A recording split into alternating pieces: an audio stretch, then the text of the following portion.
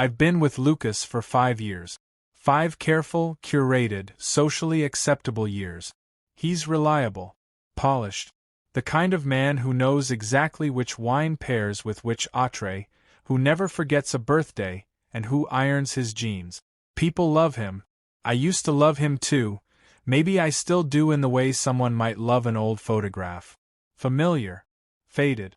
But love, I've come to realize, shouldn't feel like obligation wrapped in routine. Then there's Steyn. Steyn is the opposite of curated. He's chaos in motion, unpredictable and disarmingly honest. Where Lucas is a diplomat, Steyn is a firestarter. He says what he means, even when it stings. Especially when it stings. He's my best friend, which is both the truth and the most dangerous lie I've ever told myself.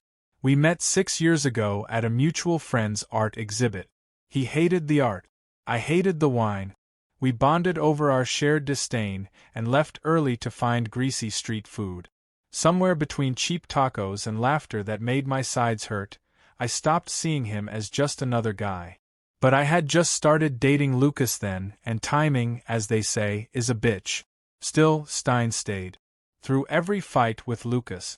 Through every moment I felt small and unseen. He became the voice I trusted most. And maybe that was the first betrayal, not the kiss that would come later, but the way I started saving parts of myself for Steyn instead of the man I lived with.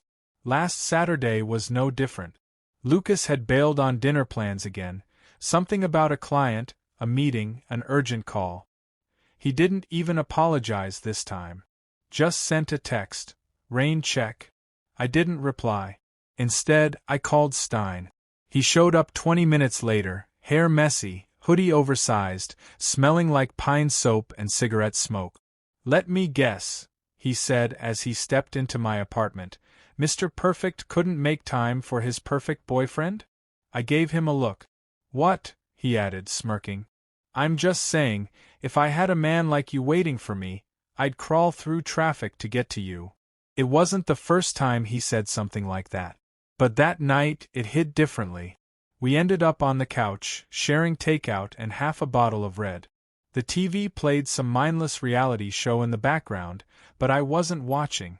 I was watching him. The way he laughed with his whole chest. The way his leg brushed mine and didn't move away. The way he looked at me like I was the only thing in the room worth focusing on.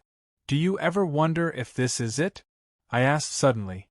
Steyn raised an eyebrow. "This? Life? Love? Settling? Like, maybe we got it all wrong." He tilted his head, considering me like he was reading between lines I hadn't even written yet. "I think you settled before you even realized you were compromising." "That's harsh." "It's true." He didn't flinch when he said it. He never does. "Lucas is a good man." I didn't say he wasn't. I said you settled. There was silence. Thick. Heavy. Uncomfortable, but necessary. He leaned back, his gaze still fixed on me. "You know, if I were your boyfriend, I wouldn't waste a second making you feel like anything less than the best fucking thing that's ever happened to me." I swallowed hard. The air between us shifted. "You can't say things like that," I whispered. "Why?" His voice was low. "Dangerous. Honest. Because you'll believe me?" He was too close now. Close enough to feel the heat between us, the history. And the possibility. "Steyn. You feel it too," he said, not as a question, but a fact. I didn't deny it. I couldn't. Because the truth was loud in my chest. I looked at him, really looked. At the softness under his rough edges. At the way his eyes had always lingered too long, like they were memorizing me. He had never touched me inappropriately. He'd never crossed the line. But I had. Emotionally, I had crossed it a long time ago. "I shouldn't feel this way," I said. "But you do." And there it was. Nothing between us but the unsaid. No excuses. No distractions. Just raw, unbearable honesty. He stood up first, pacing, running his hand through his hair. Then he stopped and turned to me, something wild flickering behind his eyes. "I don't want to be your emotional side piece anymore." Either this is something, or it's not. But don't keep leaning on me when the man you're with keeps letting you fall. He didn't wait for me to answer. He grabbed his jacket and walked toward the door. Right before stepping out, he said, "You deserve to be loved out loud. Figure out if that's ever going to happen with him." The door clicked shut behind him. And suddenly the apartment felt too quiet, too cold. I sat in the silence, unsure whether I had just lost my best friend, or if I was finally waking up to what he had always meant to me. 3 days passed. 3 days since Steyn walked out of my apartment. 3 days of silence between us. No texts, no late-night voice notes, nothing but an empty inbox and the echo of his words. Either this is something, or it's not. I hadn't told Lucas about any of it. I didn't have the language. How do you confess to emotional infidelity when your partner has stopped noticing your absence? We still slept in the same bed, but I hadn't felt seen in months, maybe longer. On the 4th night, I broke. I texted Steyn one word. Come.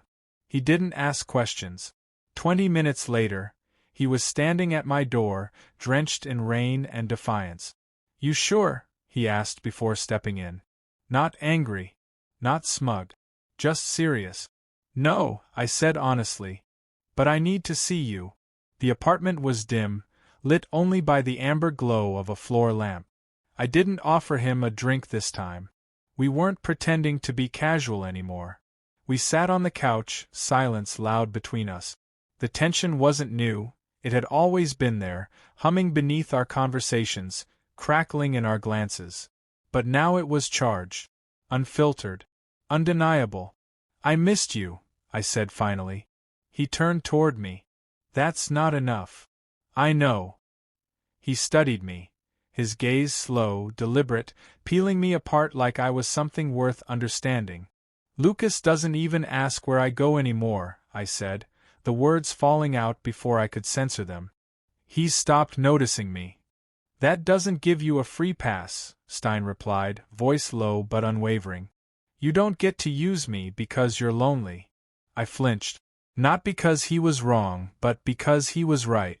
"I'm not here because I'm lonely," I said. "I'm here because I can't stop thinking about what it would feel like to kiss you." His eyes locked onto mine. "Then do it."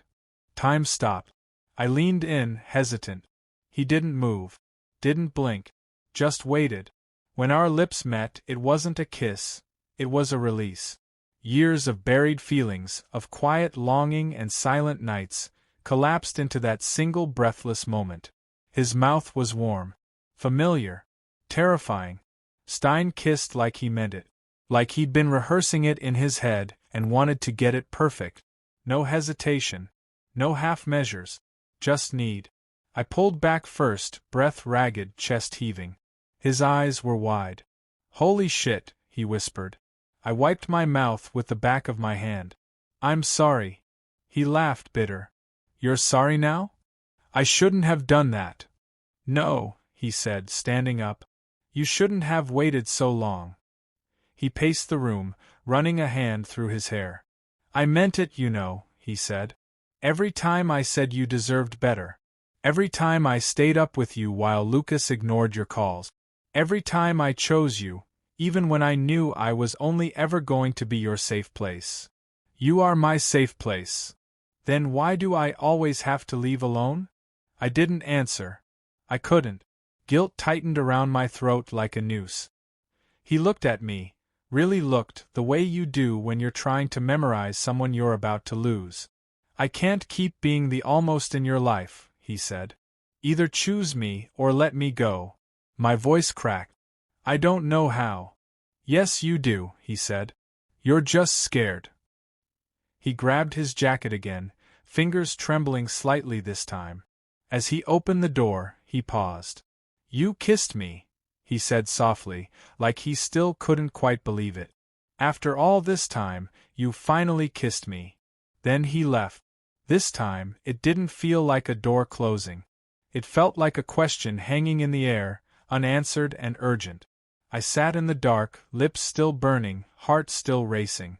The taste of him lingered, on my skin, in my memory, deep in the hollow space where guilt and desire now lived side by side. And in that quiet, I finally understood. The problem wasn't that I kissed Steyn. The problem was that I didn't regret it. Lucas came home late that night. He smelled like cologne and exhaustion, his suit jacket slung over one shoulder. I was still on the couch, frozen, my lips still tingling with the memory of Steyn. Lucas walked past me without noticing anything out of place. He didn't ask why I was awake, didn't see the guilt plastered across my face like blood. He just poured himself a glass of water, muttered something about a late client, and disappeared into the bedroom. The ease with which he accepted the silence between us made my stomach twist. How long had we been living like this? Two polite strangers sharing a bed, trading pleasantries and updates, but never touching the core of anything? I sat in the dark long after he fell asleep, wondering if betrayal still counted when no one noticed. But I noticed. And so did Steyn. He hadn't texted. Not even a sarcastic meme or a midnight check-in. His silence was a blade, and it cut deeper with each passing hour. The next day, I tried to go about life as normal. Breakfast with Lucas. He scrolled through emails while I forced down burnt toast. A quick peck on the cheek as he left for work. He didn't even notice that I flinched. I wanted to scream. Look at me. Ask me what's wrong. Pretend to care. But I said nothing. That afternoon, I opened my messages and hovered over Steyn's name. Typing. Deleting. Typing again. Finally, I sent. I'm sorry. I don't know how to do this. I miss you. No reply. By evening, I couldn't take it anymore. I walked out without telling Lucas where I was going. My feet took me to Steyn's apartment as if they'd memorized the route long ago. When he opened the door, he looked tired. Not physically, but soul-deep weary, like someone who had stopped hoping for the right thing to happen. I wasn't going to answer, he said. But you did. He let me in. We didn't hug. We didn't kiss. We stood in the middle of his living room like we were both waiting for the other to admit something neither of us wanted to hear. I thought you said I had to choose, I said quietly. I did. And what if I don't know how yet? Steyn's jaw clenched. Then you don't belong here. I didn't come here to hide, I said, trying to sound braver than I felt. I came because I needed to look you in the eye and tell you. That kiss wasn't a mistake. He flinched like the words hurt. Then why are you still with him? Because I don't want to break someone who doesn't even know he's already broken. Silence. He shook his head slowly. You think you're protecting Lucas, but you're just protecting yourself. You're afraid of being the villain. I am the villain, I said bitterly. No. You're the coward, he snapped. That stung more. Steyn stepped closer. Do you love him? I don't know, I whispered. Do you love me? I hesitated. That was all he needed. He took a breath, then stepped back. You need to leave. Steyn. No. You don't get to hold both of us hostage while you figure out your feelings. His voice didn't rise, but it cut like glass. Steyn had never looked so certain, and never felt so far away. I turned to leave. My hand trembled as it touched the doorknob. But before I opened it, I asked, if I came back for you, really came back, would you still be here? He didn't answer right away. Then softly, if it's real, you won't need to ask that question. I walked out into the night, and this time, it felt final. Back at home, Lucas was in the kitchen, pouring wine. He looked up, surprised to see me at the door like I was a stranger returning from some distant journey. You okay? He asked. I looked at him. This man I had once chosen, the man who had stopped reaching for me long before I'd kissed Steyn. I nodded. Yeah. Just tired. He handed me a glass. I took it. We clinked silently and drank. But all I could taste was regret, and the fading trace of someone who kissed me like I mattered. And I wondered how many versions of guilt one person could carry before something inside finally shattered. 2 weeks. That's how long I waited, between the kiss and the breaking point. 2 weeks of pretending, of drinking coffee with Lucas like everything wasn't falling apart in slow motion. He'd begun trying again. That's the cruel irony of timing. Suddenly, there were date nights, flowers without reason, soft touches in bed that made my skin crawl, not because of him, but because of what I had done. What I hadn't said. Guilt had hollowed me out. Not the guilt of the kiss, but of the lie I kept feeding him with every quiet dinner and every forced smile. I told myself I was protecting him. Truth was, I was afraid of the fallout. I was afraid of who I'd be when the dust cleared. But I couldn't carry it anymore. Not after seeing Steyn's eyes that night, the sharp edge of heartbreak behind them. I'd never been loved like that before, entirely, openly, without hesitation. And I was too much of a coward to accept it. Until now. Lucas was on the balcony, scrolling through emails, wine glass in hand. The city lights spilled across his face, softening the man who once made me believe in forever. I had memorized every inch of him, but now it felt like remembering someone else's life. I opened the door. "Can we talk?" He looked up, eyebrows raised, casual. "Sure. What's up?" I sat across from him. "There's something I need to tell you. And I need you to listen. All the way through." His posture shifted, slightly straighter, the way people do when they sense a blow coming. "I kissed someone," I said. 2 weeks ago. It wasn't random. It wasn't meaningless. It was Steyn." Silence. His face didn't crumble. It hardened. "When?" he asked, voice like stone. "The night you worked late." His jaw tensed. "And you just, what? Let it happen?" "No," I said. "I made it happen." He stared at me, like trying to find a version of me he recognized in this confession.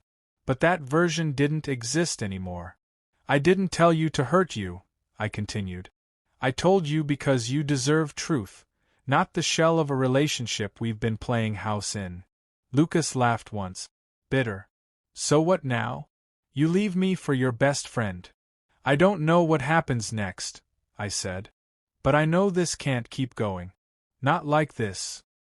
He stood abruptly, pacing. "Do you love him?" I paused. Then said it. "Yes." The words settled between us like ash. Lucas nodded slowly. "So that's it. After everything." "I tried," I said, voice low. "But you stopped seeing me. And I let it happen. I didn't fight for us. I just drifted." He didn't yell. Didn't cry. That was somehow worse. I always thought if we ended, it'd be over something big. Not just erosion. "I'm sorry," I whispered. He turned back to me, eyes hollow. "So am I. We didn't fight. There was no dramatic exit, no suitcase thrown down the stairs. We just stood in the aftermath. Two people who had loved each other once, long ago, and failed to admit when that love had quietly died. That night, I packed a bag. Just the essentials. I didn't know where I was going, only that I couldn't stay. As I stepped into the hallway, Lucas leaned against the doorframe. "I hope he's worth it," he said. "I don't know if this is about being worth it," I replied. "I think it's about being honest with myself, for the first time in years." The door clicked shut behind me. It was nearly midnight when I stood outside Steyn's apartment. I didn't knock right away. I rehearsed it over and over in my head, the apology, the explanation, the risk. When I finally knocked, the door creaked open, and Steyn stood there. Shirtless, barefoot, tired. His eyes widened slightly. "You're here." "I left him," I said, the words foreign in my mouth, but right. Steyn stepped aside. I walked in. "I'm not asking for anything tonight," I told him. "No promises. No expectations. I needed you to know that I chose truth." He looked at me, eyes wet and wary. "And me? I don't know where this ends," I admitted. "But if you still want me, I'm here. Really here." For a long moment, he said nothing. Then he stepped forward, resting his forehead against mine. A slow, steady breath passed between us. Not a kiss. Not yet. But something better. A beginning.